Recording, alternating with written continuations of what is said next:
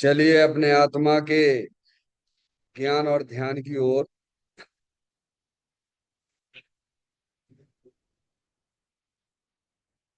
अपने चंचल मन को एवं चंचल उपयोग को स्थिर करने के लिए जिनवाणी माता के माध्यम से अपनी वर्तमान ज्ञान की पर्याय में सम्यक भी ज्ञान उत्पन्न करते हुए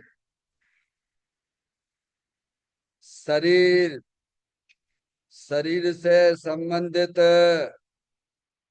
जितने भी चेतन अचेतन पदार्थ हैं उनका मुझ भगवान आत्मा के साथ में किसी भी प्रकार का कोई संबंध नहीं है। इस प्रकार समस्त पर पदार्थों में अपने संबंध की वृत्ति को छोड़ते हुए अंदर में जो अखंड ज्ञान ज्योति स्वरूप भगवान आत्मा है उसमें ही वर्तमान पर्याय का संबंध जोड़ते हुए कि मेरा यह भगवान आत्मा सदा काल शरीर आदि पर पदार्थों से भिन्न एकमात्र अखंड ज्ञान ज्योति स्वरूप है।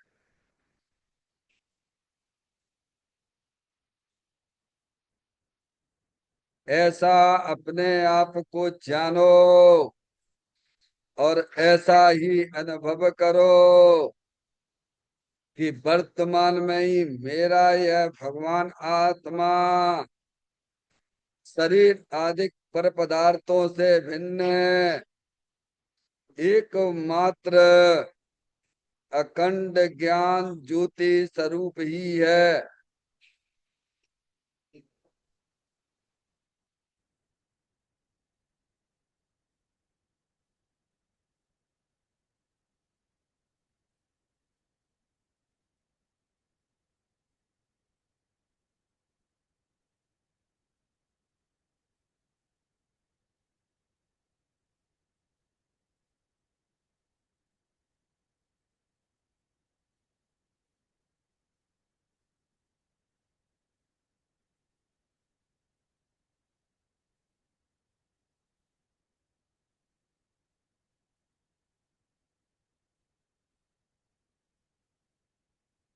इसी प्रकार से संसार अवस्था में आत्मा की पर्याय में जो विविध प्रकार की पुण्य पाप के परिणाम दिखाई देते हैं वे समस्त परिणाम पर द्रव्यों की लक्ष्य से होने वाले भाव हैं। वे हमारे आत्मा का स्वभाव नहीं है।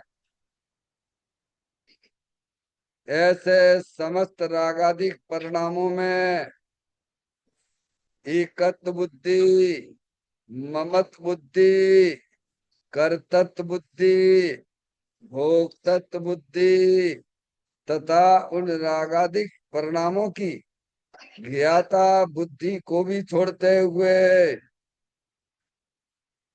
अंदर में जो अखंड ज्ञान ज्योति स्वरूप भगवान आत्मा है जो कि सदा काल शरीर रागादिक से भिन्न एकमात्र पूर्ण निराकुलता स्वरूप वाला है।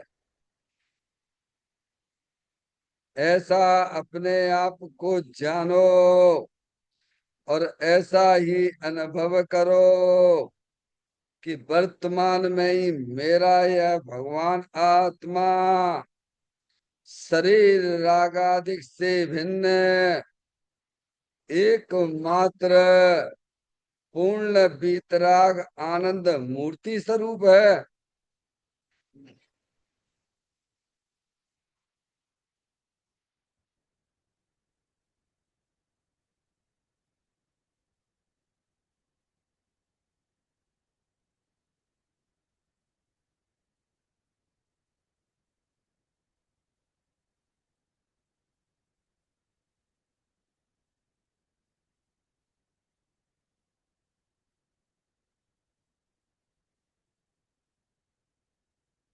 इसी प्रकार से संसार अवस्था में आत्मा की पर्याय में जो पर के लक्ष्य से होने वाला ज्ञान है, वह परलक्षी ज्ञान भी हमारे आत्मा का स्वभाव नहीं है।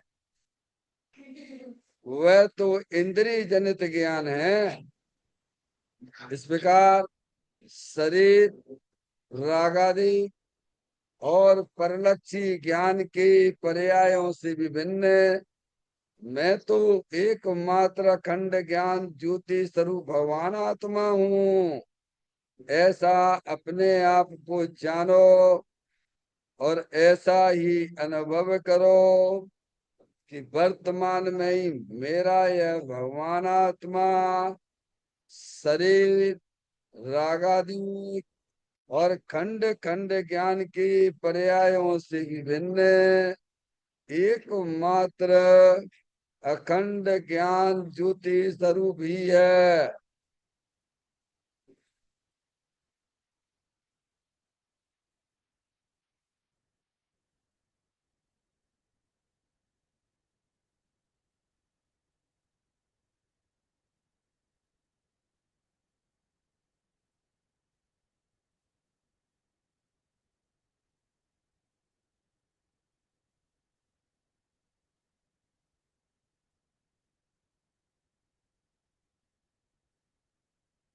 द्रव कर्म, आप कर्म, नो कर्म रहित शुद्धात्म स्वरूप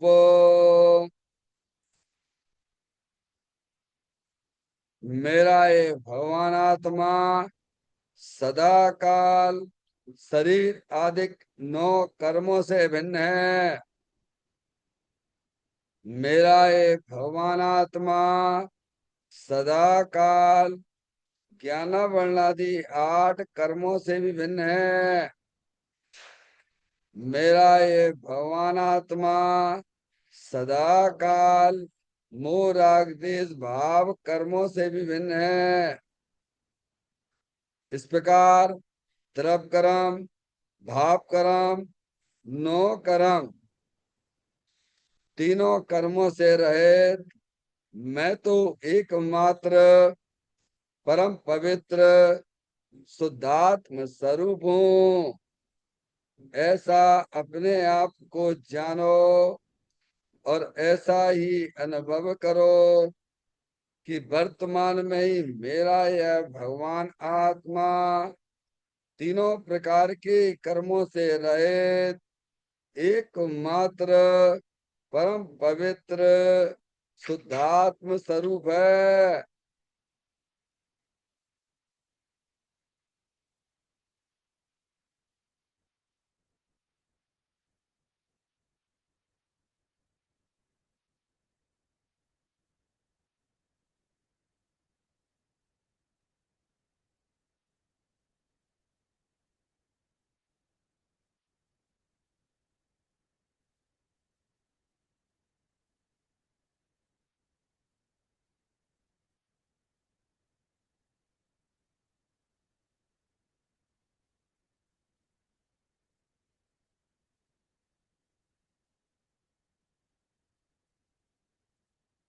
ओम नमः सिद्धेभ्य। ओम नमः सिद्धेभ्य। ओम नमः सिद्धेभ्य। चिंतामणि सम स्वयं का चैतन्य तत्व महान है। निज का करूं मैं चिंतवन, निज का करूं श्रद्धान में। सोदात्मा ही देव है जो गुण अनंत निधान है। मैं स्वानुभव में देख लूं आत्मा स्वयं भगवान है। मैं स्वानुभव में देख लूं, आत्मा स्वयं भगवान है। लिम्मण जान परिठिया, कम कलंक डयवी, अप्पा लद्दौ जैन परू, ते परमपड़ बेबी। सवे करम मल्लिका नास करवर, प्राप्त कर निजो आत्मा। जो लीन निर्मल ध्यान में, नमो कर निकल परमात्मा। सब नाश कर घन घाति हर हरे, अंत पद को पालिया।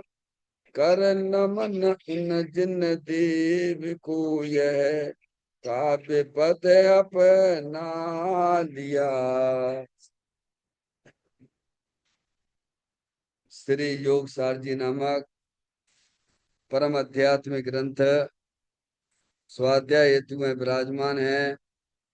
आज से 1400 वर्ष पहले इस महान पवित्र ग्रंथ की रचना दिगंबर संत योगेंद्र महाराज जी हुए हैं। उन्होंने इस महान पवित्र ग्रंथ की रचना की और उन्होंने इस ग्रंथ का नाम योग सार जी रखा।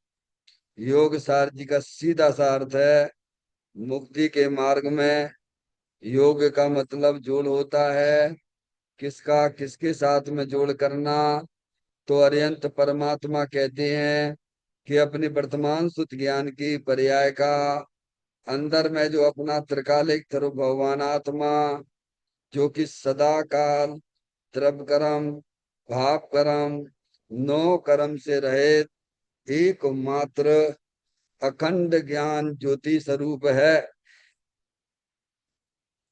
ऐसे गायक प्रभु परमात्मा में अपनी वर्तमान सुत ज्ञान की पर्याय का संबंध जोड़ने का नाम योग है, जिसे शास्त्रीय भाषा में सम्यक दर्शन सम्यक ज्ञान भी कहते हैं। और उस चैतन्य भगवान आत्मा में ही अपनी वर्तमान पर्याय को मग्न कराना, लीन करना, उसमें स्थिर करना, उसे सार कहते हैं, यानी सम्यक चारित कहते हैं। तो योग सार क्या हो गया? सम्यक दर्शन, सम्यक ज्ञान, सम्यक चारित्य वाली निर्मल पर्याय, पवित्र पर्याय, जो अपने आत्मा के आश्रय से प्रकट होती है, इसे यहाँ योग सार कहते हैं। और इसे ही अरिहंत परमात्मा मोक्ष मार्ग कहते हैं। इसी का नाम धर्म है। देखिएगा योग सार ग्रंथ के माध्यम से 78वें नंबर की गाथा का स्वाध्याय चल रहा है। इस गाथा का मूल विषय हमें ख्याल में आना चाहिए कि आचार्य भगवान तुम्हें यह समझाना चाहते इस गाथा के माध्यम से तीन को छोड़ना है। तीन यानी आपकी आत्मा में, यानी पर्याय में जो मोह राग द्वेष के परिणाम होते हैं, उनकी सर्वप्रथम रुचि छोड़ दीजिए आप, यानी उन्हें अपना जानना मानना छोड़ दीजिए आप उनमें। और अपना चेतन भगवान आत्मा जो मोह राग देश के पीछे है, अनंत शक्तियों से भरा हुआ है, अरूपी है, उसे अपना जानिए, उसे अपना मानिए और उसमें ही अपने उपयोग को लीन करिए। तो ये तीन गुण प्रकट हो जाएंगे। सम्यक दर्शन, सम्यक ज्ञान, सम्यक चारित्र वाली निर्मल पर्याय, ये हमारी गाथा का मूल विषय है जी।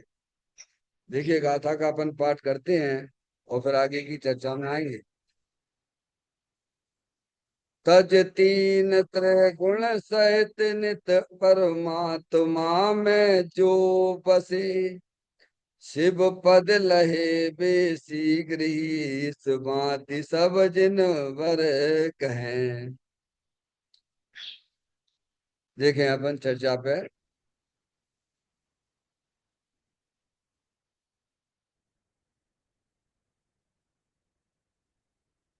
संभव हुआ तो दूसरा पैराग्राफ भी अपन पढ़ लेंगे। देखते हैं। जिसे निश्चय गुरुपना प्रकट हुआ है, वह व्यवहार गुरु का उपकार मानता है। मुनराज भी ऐसा कहते हैं कि हमारे गुरु के प्रताप से हम भव सागर तर गए हैं। श्री नेमी चंद्र सिद्धांत चक्रवर्ती कोमर सार में भी यही लिखते हैं। श्री कुंद कुंद आचार्य देव भी लिखते हैं कि सर्वक भगवान से लेकर हमारे गुरु पर्यंत सभी ने कृपा करके हमको यह शुद्धात्मा बतलाकर उसी में लीन हो जाने का उपदेश दिया है। क्या बताते हैं? निश्चय गुरुपना प्रकट हुआ है। निश्चय गुरुपना किसे प्रकट हुआ है? जिन्होंने अपनी आत्मा को अपना जाना है, माना है, समझ में है कि आत्मा ही वास्तव में मेरा गुरु है, मेरा देव भी अपना आत्मा ही है, ऐसा जिसने समझा है, ऐसा जिसने माना है, उसी को ही वास्तव में सम्यक दर्शन ज्ञान चारित्र वाली निर्मल पर्याय प्रकट होती है। वास्तव में अपना गुरु तो अपना भगवान आत्मा है। कौन है? देखो, आपके अंदर से एक आवाज आती है, समझ में है? एक अंदर से आवाज आती है कि ये काम अपने लिए करने लायक नहीं है, लेकिन अपन सुनते नहीं है। अंदर की आत्मा वो गुरु है। कोई भी काम अपन गलत करते हैं तो एक अंदर से आवाज नहीं आती है। आप गलत काम करेंगे तो आपकी आत्मा स्वयं बोलेगा भैया ये मत करो। बोलो कौन है? सबसे पहले कौन टोकता है आपको? डॉक्टर साहब, सबसे पहले कौन टोकता है? आप हर समय रहते हो, जानने देखने वाले रहते हो, हैं? कोई भी आप गलत काम करते हैं तो सबसे पहले तुम्हारी एक अंदर से एक आवाज आएगी, देखो भैया ये काम करने लायक नहीं है। हिंसा के, झूठ के, चोरी के, कुशील के, पंच इंद्री के विषय वासना के परिणाम। बोलो आती है कि नहीं आती सबको? तो ये कौन दे रहा है? ये बात कौन बताता है? बोलो भाई। स्वयं स्वयं आत्मा अंदर से गवाही आती है, पर हम उसको पहचानते ही नहीं, इग्नोर कर देते हैं। क्या कर देते हैं? तो वे पाप के विषयों में लिप्त हो जाते हैं। तो सबसे पहले गुरु तो भगवान आत्मा ही है ना अपना का। क्या डॉक्टर साहब? ये अरिहंत परमात्मा ने कहा है कि वास्तव में तेरा आत्मा ही देव है और तेरा आत्मा ही गुरु है। क्या? और शास्त्र भी तेरा भगवान आत्मा है। शास्त्र ही नहीं, जितने भी जो है क्षेत्र है ना, सिद्ध क्षेत्र, काय समझ वे नहीं, निश्चय से क्षेत्र ये है। क्या डॉक्टर साहब? सिद्ध क्षेत्र ये है। भगवान का ये जो है, जितने हुए सिद्ध भगवान बने हैं, कहाँ से तेरे हैं बोलो? क्या डॉक्टर साहब? वो तो आरोप आता है, उन क्षेत्रों पे तो आरोप आता है कि इतने इतने जो है मुनराज इस क्षेत्र से, स्टोक से कहाँ गए हैं? सिद्ध सिद्ध हो गए, उन पे आरोप आ गया। वास्तव में क्षेत्र कौन है? जहां से तिरा जावे, तीर्थ यानी जहां से तिरा जावे, निश्चय से तीर्थ अपना भगवान आत्मा है। ऐसा उन्होंने पद के अंदर भी लिखा है आचार्य भगवंतों ने। क्या? आत्म ही है देव निरंजन, आत्म ही सत गुरु भाई, आत्म शास्त्र धर्म, आत्म तीर्थ आत्मा सुखदाई, आत्मनन ही है रत्नात्र, पूरित अवगाहन सुख दाम, ऐसे दिव शास्त्र गुरुवर आत्म तीर्थ में करें स्नान। कहाँ करते हैं? बोलो हमारे देव कहाँ रहते हैं? जिन्हें बाहर में आप देव मानते हुए कहाँ रहते हैं वे? मैंने अपने उपयोग को कहाँ लगाया? गुरु हमारे कहाँ रहते हैं? गुरु ने अपने उपयोग को कहाँ लगाया? क्या? अब इसकी खबर नहीं है। और बाहर देव शास्त्र गुरु और जो है काय में सिद्ध क्षेत्र में काय इधर भागते दौड़ते रहते हैं। तो ये बात इस पॉइंट में आती है कि जिसे निश्चय गुरुपना प्रकट हुआ है। क्या? निश्चय गुरुपना, जो अपने चेतन भगवान आत्मा को अपना जानते हैं, अपना मानते हैं, उन्हीं को ही वास्तव में निश्चय गुरुपना प्रकट होता है डॉक्टर साहब। वैसे बहुत मिल जाएंगे गुरु आपको, समझ गए ना आप? तो ये बात यहाँ लिखी है। सच्चा गुरु वही है जो आपकी आत्मा की तरफ ले जाए। वे स्वयं अपने उपयोग को अपनी आत्मा की तरफ ले गए हैं और आपको भी वही उपदेश देंगे कि भाई साहब आपका कल्याण इसी में है, वैर मुक्ता में आपका कल्याण नहीं है। आप देखिए आप पंच परमेष्ठी हमारे क्या करते हैं बताओ, और वे हमें इसी का उपदेश देंगे। वे हमारे सच्चे गुरु हैं, वे हमारे सच्चे देव हैं, और वही जनवाणी है, सच्ची है, जो हमारे अपने चेतन भगवान आत्मा की तरफ ले जाए, समझ, उसकी हमें दृष्टि कराए, उसका लाभ मुझे दिलवाए, वही वास्तव में सच्चा देवता गुरु है। क्या? क्योंकि वे स्वयं स्वयं आनंद में रह रहे हैं और दूसरों को भी आनंद का ही उपदेश देंगे। हाँ? उनकी पर्याय स्वयं अपने चेतन भगवान आत्मा का आनंद ले रही है। तो वे कहते भैया तुम भी देखो ना, तुम उदास क्यों बैठे हुए हो, तुम पंचेंद्रिय के विषयों की तरफ क्यों भगते हो, अंदर तुम्हारा भगवान आत्मा स्वयं आनंद स्वरूप है। अरे जिसका हम सेवन करते हैं तुम भी उसी का सेवन करो। कैसे होते हैं गुरु हमारे भगवान, बोलो डॉक्टर साहब। स्वयं आनंद में रहते हैं और दूसरे से भी कहते भैया तुम काहे दुखी हो रहे हो, तुम्हारे पास में भी तो ऐसी चीज है, हम उसका सेवन कर रहे हैं, तुम भी उसका सेवन करो। वही सच्चे गुरु हैं। हाँ, जिन्हें आत्मा की खबर ही नहीं, आत्मा की बात से परहेज होता हो, वे गुरु नहीं है भगवान। वे तुम्हें ठगने वाले हैं, वे कुगुरु हैं। क्या? जो आपको अपनी आत्मा की तरफ ना ले जाए वो गुरु नहीं कुगुरु है वो। समझ में आया भैया? तो ये इन्होंने बताया कि निश्चय गुरुपना प्रकट हुआ है। डॉक्टर साहब, निश्चय गुरुपना क्या है? तीन चौकड़ी कसाय के अभाव पूर्वक वीतराग आनंद दशा पर्याय में प्रकट होना, वही वास्तव में सच्चे गुरु है। क्या कही? देखो कसाय है कि नहीं है डॉक्टर साहब? मिथ्यात्व कसाय है, विपरीत मानता, और अनंतानुबंधी कसाय, अप्रत्याख्यान संबंधी कसाय, प्रत्याख्यान संबंधी कसाय, और संजुलन कसाय। ये सब जितनी कसाय हैं, सब पर्याय में होने वाले भाव हैं, विभाव भाव हैं जे। और जो भावलिंगी संत मुनराज होते हैं जिन्हें अपन गुरु कहते हैं, साधु परमेष्ठी कहते हैं, नमोकार मंत्र में जिन्हें अपन नमस्कार करते हैं, डॉक्टर साहब, यहाँ से गुरुपना सही लगता है, सही गुरुपना ये लगता है। सम्यक दृष्टि हो अथवा देशवृत्ति हो उसे गुरु नहीं कहते हैं। वो व्यवहारिक दृष्टि से आप कहो तो चलेगा, कोई दिक्कत नहीं है। वैसे व्यवहारिक दृष्टि से तो अपन को पढ़ाने वाले उनको भी अपन गुरु कहते हैं। नमोकार मंत्र में नमस्कार केवल साधु परमेष्ठी को किया गया है। अत्यंत सिद्ध परमात्मा की तो वो है ही नमस्कार करने योग्य। गुरुओं की अगर कोई श्रेणी है तो हमारे साधु परमेष्ठी हैं। और वे साधु परमेष्ठी कैसे होते हैं?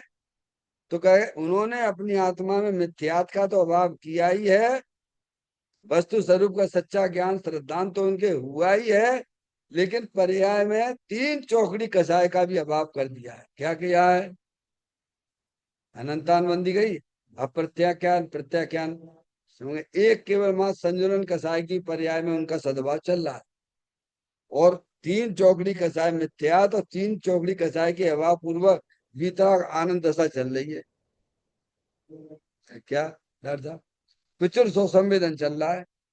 अब बताओ प्रचुर सो संवेदन क्या चीज होती है भाई? निरंतर आनंद की मस्ती में मस्त रहती है। कोई कोई 40 की स्पीड गाड़ी चलाए समय में, कोई जो है 50 की स्पीड पे गाड़ी चलाए, और कोई 60-70 की स्पीड पे चलाए, तो तीनों में अंतर है कि नहीं है? अरे तीनों में अंतर आएगा कि नहीं आएगा? 40 वाला 60-70 की स्पीड है चलाने में उसे तकलीफ होगी, चला नहीं पाएगा डॉक्टर साहब। तो जो 60-70 की स्पीड चला रहा है, बाकी ने 40 और 50 की स्पीड तो खेल खिलौना है। क्या? और हमारे हरियंत परमा तो अनलिमिटेड स्पीड चलाते हैं। क्या? अनलिमिटेड चलती है उनकी, लबालब लबालब लबालब, दूसरा कोई काम ही नहीं है। तो यहाँ कहते हैं कि जिसे निश्चय गुरुपना प्रकट हुआ। निश्चय गुरुपना कब प्रकट होता है? निश्चय गुरु किसे कहते हैं? अपने आप बात आती है। भावलिंगी संत ही वास्तव में सच्चे मुनिराज हैं।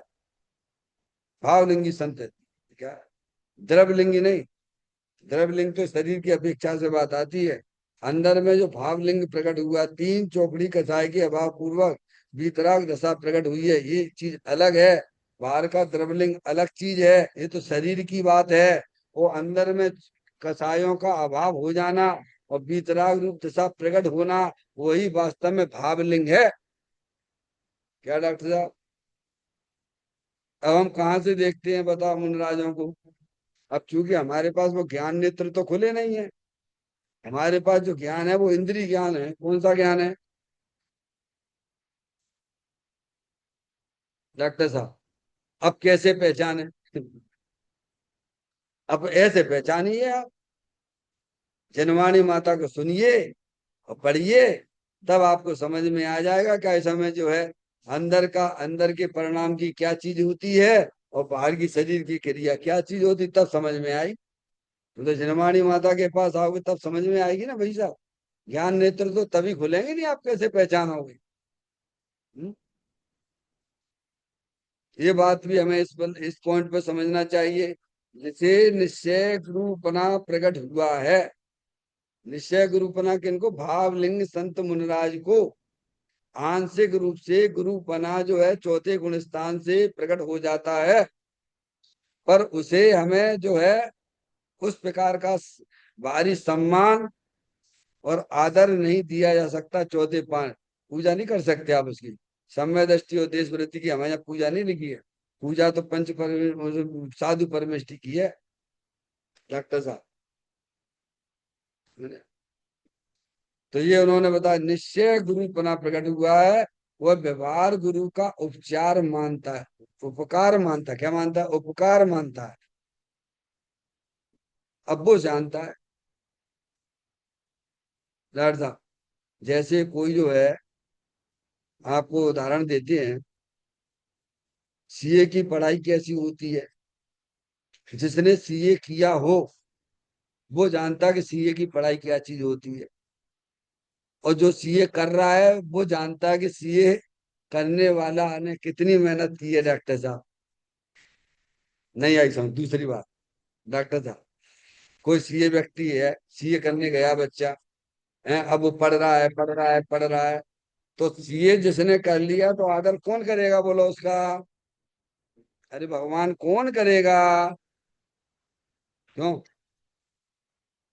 जो इस लाइन में आया ही नहीं है, क्या उसे सीए की महिमा आएगी क्या? है डॉक्टर साहब, ऐसे सब जगह लगा लेना चाहिए। हम्म? जिसने जो है गरीब व्यक्ति ने जो पैसा पैसा कैसे कमाया है, एक एक पैसा कैसे कमाया है, और आज वह अच्छा धनपति बन गया है। और जो पैसा कमाने जा रहा है वो समझता कि पैसे वाले की क्या कीमत होती। कौन करेगा आदर बताओ डॉक्टर साहब? अब राजा के यहाँ पैदा हो गए बेखजाने, गरीबी क्या चीज होती है? गरीब गरीब व्यक्ति से पूछो कि पैसे वाला पैसे कैसे कमाया जाता है, तो वो करेगा। गरीब व्यक्ति जो पैसे की लाइन में लगा हुआ है वो पैसे वाले की कदर करता है। ऐसे ही वास्तव में व्यवहार गुरु का उपकार मानता है। क्या? इनने हमें बहुत बढ़िया चीज बता दी प्रभु। अब उसमें लगा हुआ है ना क्या? वे गुरु जो हमारे बने हैं पर्याय में, ऐसे साधु परमेष्टि भावलिंगी संत मुनिराज, वे जानते हैं कि हमने अपनी कितना हमने पुरुषार्थ किया है। क्या शरीर से भिन्न अपने चेतन भगवान आत्मा को देखा? वे जानते हैं कि राग से भिन्न हमने चेतन भगवान आत्मा को देखता हूँ। डॉक्टर साहब, किसी महिमा आएगी बताओ आप?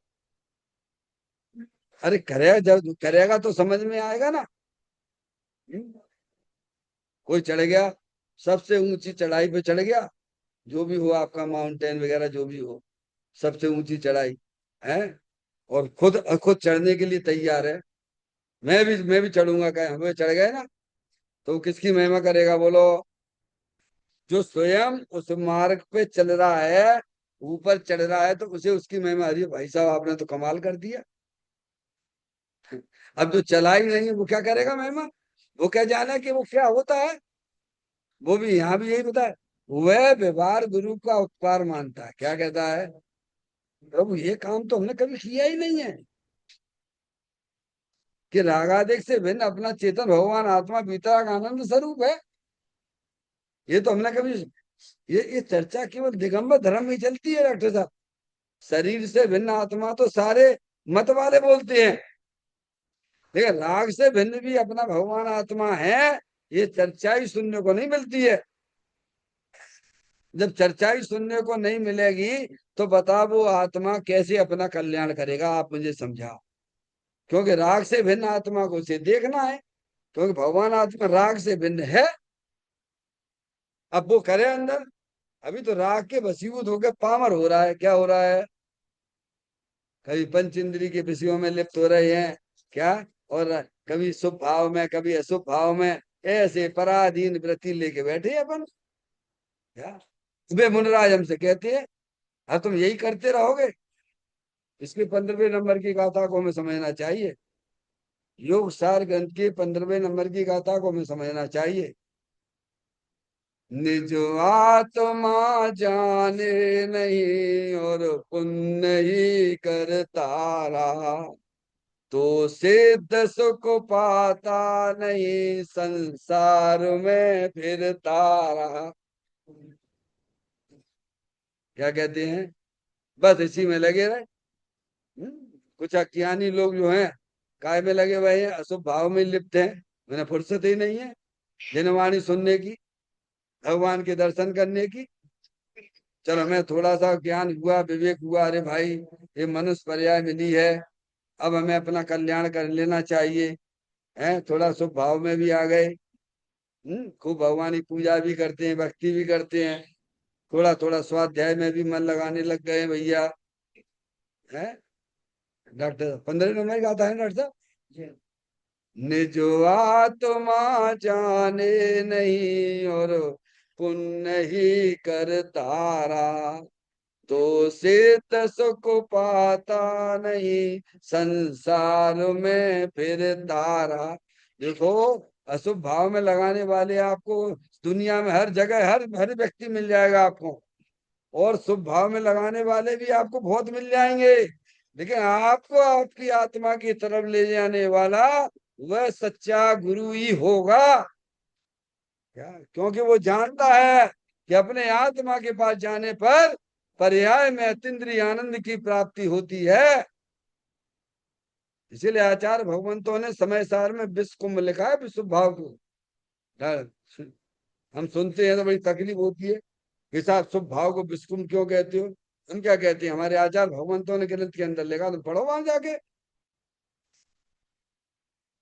अरे पराधीनता बिल्कुल भी स्वीकार नहीं जिनवाणी में। क्या जैन दर्शन के अंदर किसी भी प्रकार की पराधीनता स्वीकार नहीं की जाएगी, चाहे वह शुभ भाव भी क्यों ना हो। शुभ भाव भी पराधीन वृत्ति है भगवान।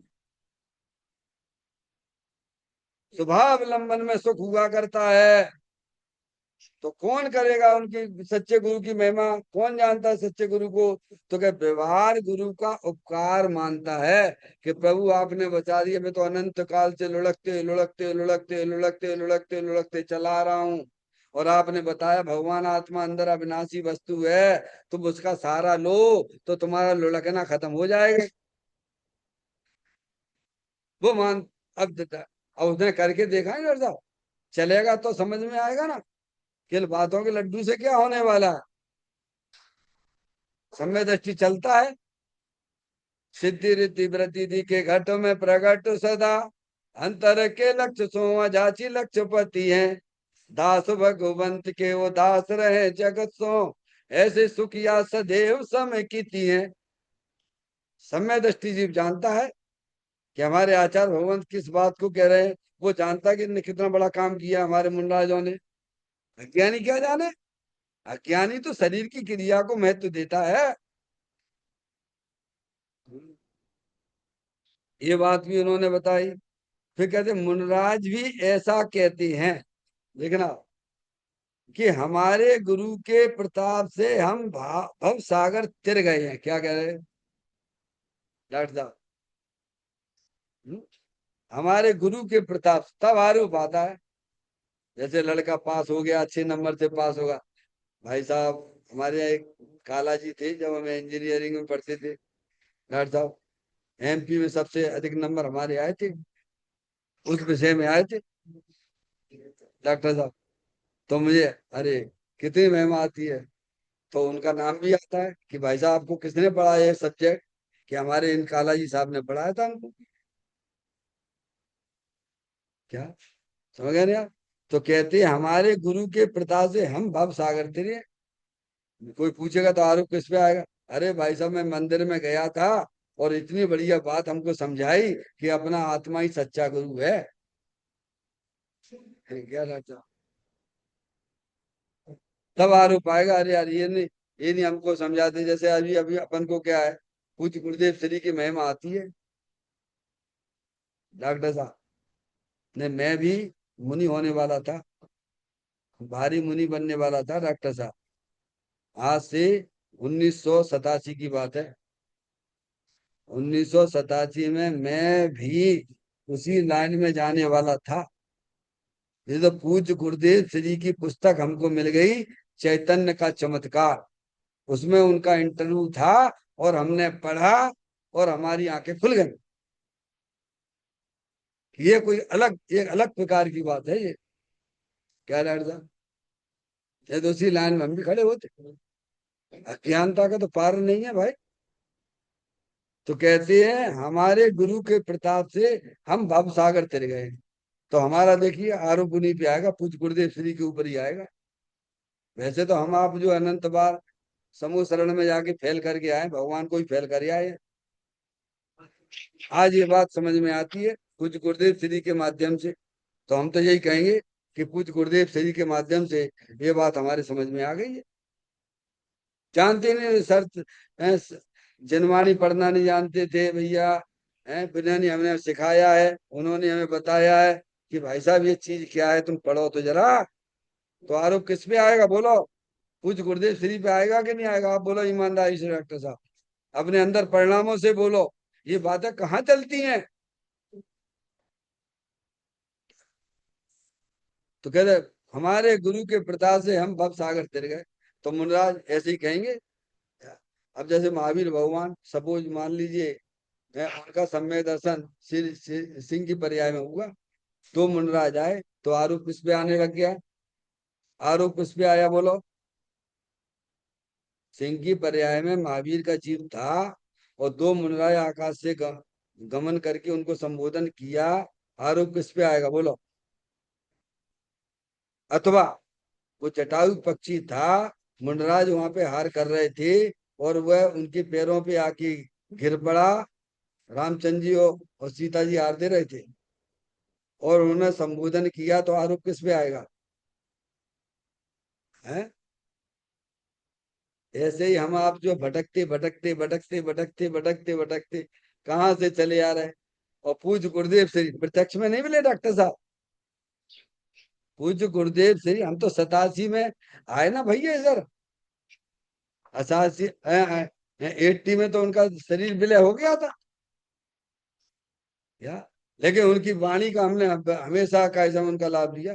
एक दिन ऐसा नहीं आता कि उनका प्रवचन नहीं सुनती हूँ। अभी से लेके 87 से लेके आज तक डॉक्टर साहब, आज भी मैं सुबह सुन के ही आता हूँ। पहले उनको सुनता हूँ, 4:30 बजे सबसे पहले उन्हीं को सुनता हूँ मैं। और ये परंपरा हमारी बिल्कुल 88 से बराबर कंटिन्यू है। समझ में आया? तो आरोप किस पे आएगा? उस पे आ जाएगा। जिसने तुम्हारे नेत्र खोल दिए हैं, ज्ञान के नेत्र खोल दिए, उसी पे आरोप आए। उन पे नहीं आएगा। वहां पे समूह शरण में क्यों नहीं आया आरोप? क्योंकि तुम अनंत बार समूह शरण में गए, तुमने ज्ञान के नेत्र खोले ही नहीं, इसलिए उन पे आरोप नहीं आएगा। तो आरोप तो उन्हीं पे आएगा जिन्होंने हमारे ज्ञान के नेत्र खोले हैं। समझ में आए? तो ये बात भी उन्होंने लिखी। हमारे गुरु के प्रताप से हम भव सागर तर गए हैं। कोई हमसे पूछेगा भाई साहब आपने ये कला कहाँ से सीखी, तो हम क्या कहेंगे? पूछ गुरुदेव कांजी स्वामी के द्वारा। क्या कहेंगे बोलो भैया? डॉक्टर साहब हमारे ज्ञान से पूछो, हमारे श्रद्धांत से पूछो, हमारे आचरण से पूछो। हम यही जवाब देंगे कि हमारी गुरु हमारे जो है पूज्य गुरुदेव कांजी स्वामी है। ऐसे ही यहाँ पे कहते हैं गुरु के प्रताप से हम भाव सागर थे गए। जिनका कल्याण हुआ है, जिन्होंने अपनी आत्मा को पहचाना है, जो निरंतर अपनी पर्याय को अपनी आत्मा के अंदर लगाते हैं, तो उन्हीं पे आरोप आएगा। श्री नेमी चंद्र सिद्धांत चक्रवर्ती गोमट सार में भी यही लिखते हैं, गोमट सार में कि श्री कुंद कुंद आचार्य देव भी लिखते हैं कि सर्वज्ञ भगवान से लेकर हमारे गुरु पर्यंत सभी ने कृपा करके हमको यह शुद्धात्मा बतलाकर उसी में लीन हो जाने का उपदेश दिया। कहाँ से लेके? अब आप देख रहे, अब आप सबको पहचान जाएंगे। आप जिनवाणी आचार्य कुंद कुंद देव नेमीचंद आचार्य, क्या अब सब आपको कुंद कुंद आचार्य, समझ गए आप? सब महावीर भगवान, सब एक ही लाइन मिलेगी आपको ज्ञानियों की। सब ज्ञानियों का एक ही मत होता है भाई, अज्ञानियों के अनेक मत हैं। तो कहते हैं श्री कुंद कुंद आचार्य देव भी लिखते हैं कि सर्वज्ञ भगवान से लेकर हमारे गुरु पर्यंत सभी ने कृपा करके हमको यही यह शुद्धात्मा बतलाकर उसी में लीन हो जाने का उपदेश। बोलो क्या है ये? गुरु का उपदेश है डॉक्टर साहब। अरे सबके पास में शुद्धात्मा है कि नहीं है? अरे हम सब आप शुद्धात्मा ही हैं। हम अपने आप को शरीर रूप से देख रहे हैं, ये तुम्हारी हमारी सब अज्ञान दशा है। हम अपने आप को रागी द्वेषी देखते हैं, ये हमारी अज्ञान दशा है। हम अपने आप को शुद्धात्मा क्यों नहीं देखते हो? थोड़ा विचार करो भैया। ये शरीर है, अंदर 8 कर्मों की रचना है, और रागादिक परिणतियां हर समय संसार अवस्था में नई नई होती हैं। और उनके पीछे एक शुद्धात्म वस्तु है जो हमने चित्र में दिखाने की कोशिश की है। वो हो आप, कौन हो? डॉक्टर साहब वो हो आप। आपका उपयोग उधर जाना चाहिए, किधर? सबको इग्नोर कर दीजिए। ध्यान सबका होता है ज्ञानी को, पर उपादेय रूप से ग्रहण किसको करता है? ज्ञान नहीं होगा तो भाई साहब आप अपने घर का, आपको ज्ञान पूरा है, पूरा ज्ञान है आपको कि भाई साहब हमारा कमरा आराम करने वाला तो ये है। बाकी का सब ज्ञान है आपको, पर आराम तो हमें नहीं मिलेगा। ऐसे ज्ञानी को ज्ञान तो होता है। ये शरीर जड़ है, अनंत पुद्गल परमाणुओं का पिंड है, अंदर 8 कर्मों की रचना है, वह भी कैसे समय जड़ है। और जो हर समय शुभ अशुभ परिणाम परिलक्षी भाव होते हैं, नए नए होते हैं, और उत्पन्न होके नाश को प्राप्त हो जाते हैं, और उन सबको जानने वाली चैतन्यात्म वस्तु है, वो शुद्धात्मा है, वो मैं हूं। क्या? 4 चीजें हैं। आपको कुछ नहीं करना है। एक सच्चा ज्ञान, धन कन कंचन राज सुख सबई सुलभ कर जाए, दुर्लभ है संसार में एक यथार्थ ज्ञान। क्या? ये वस्तु स्वरूप का सच्चा ज्ञान आपके ज्ञान में जम जाना भाई साहब, ये बहुत बड़ी उपलब्धि है। फिर आप कहीं भी रहिए, फिर क्षेत्र से कोई लेना देना नहीं रहता है। आपको अपना क्षेत्र भगवान आत्मा शुद्धात्मा संख्यात प्रदेशी मिल गया है। नरक में भी जीव रहता है, समय दृष्टि त्रियंच गति में रहता है, भाई कोई तकलीफ नहीं है डॉक्टर साहब, क्योंकि उसने पहचान लिया। उसने पहचान लिया, मैं जान गया वो तो। क्षेत्र से हमें कोई लेना देना ही नहीं है। क्षेत्र तो सब कर्माधीन व्यवस्था है, उसमें हम तुम कुछ नहीं कर सकते हैं। कुछ नहीं कर सकते डॉक्टर साहब। हृदयों से मत लड़िए आप। हृदय तो अपने जो बांधे हैं अपन ने, भी नाना प्रकार के आते हैं चले जाते हैं।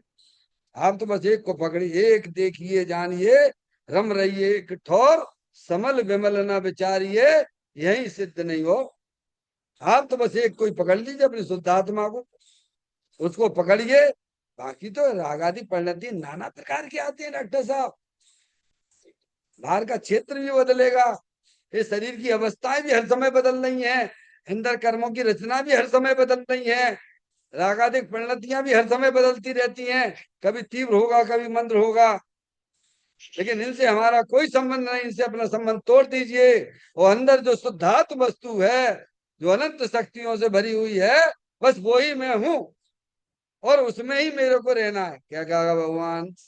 ये हमारे गुरुओं का उपदेश है, ये बात यहाँ लिखी हुई है। कहते हैं श्री कुंद कुंद आचार्य देव भी लिखते हैं कि सर्वज्ञ भगवान से लेके हमारे गुरु पर्यंत सभी ने कृपा करके हमको यह शुद्धात्मा बतलाकर, क्या बताया, कैसी है? बोलो हम सब आप क्या हैं? अरे शुद्धात्मा है भगवान। वो शुद्धात्मा कैसा होता है? अनंत ज्ञान स्वरूप है, अनंत दर्शन स्वरूप है, सुख शांत रस से लबालब है, ज्ञान सागर आत्मा, वे भ्रम की चादर हटा, सर्वांग पर घटे आत्मा। हे बाप जन इस लोक के सब एक साथ नहाइए, इसे ही अपनाइए, इसमें ही मग्न हो जाइए। ये है हमारे गुरुओं का उपदेश। ये हमारे देव हमको ये बताते हैं कि तुम हमारी तरफ ना देखो, तुम अपने शुद्धात्मा की तरफ देखो। तुम अपने शुद्धात्मा को देखोगे तो तुम्हारी पर्याय में अत्यंद्रिय आनंद आए बिना नहीं रहेगा भगवान। और उसी में रहिए, क्या है, इसे ही अपनाइए और इसमें ही मग्न हो जाइए। आचार्य अमृत चंदे की कलश बुला डॉक्टर साहब, 32वें नंबर का समय सार जी का है ये। इसे ही अपनाइए और इसमें ही मग्न हो जाइए। ये कर्तव्य है हमारा, ये कर्तव्य क्यों नहीं देखता है बताइए आप? केवल हमें व्यवहारिक क्रियाएं और भगवान की पूजा भक्ति ही कर्तव्य क्यों देखता है? ये काम क्यों नहीं दिखता है कि हमें ये काम करना चाहिए जो हमारे पंच परमेश जी ने किया है? तो कहते हैं गुरु पर्यंत सभी ने कृपा करके हमको यह शुद्धात्मा बतला कर उसी में लीन हो जाने का उपदेश दिया। हमने कि तुम तो शुद्धात्मा हो, तुम तो अनंत शक्तियों से भरे हुए भगवान आत्मा हो, तुम अपनी आत्मा को पहचानो है, और उसको अपना जानो, अपना मानो, और अपने उपयोग को वहीं पर विश्राम कराओ, तो तुम्हारा अल्पकाल में कल्याण हो जाएगा। चैतन्य का स्मरण प्रति क्षण करो रे, भावी के अनंत दुख को पल में हरो रे, अक्षय अनंत निज शोक निदान पाओ, गाओ अरे नित इसी के गीत गाओ, गाओ अरे नित इसी के गीत गाओ। 9 बार नमोकार मंत्र का स्मरण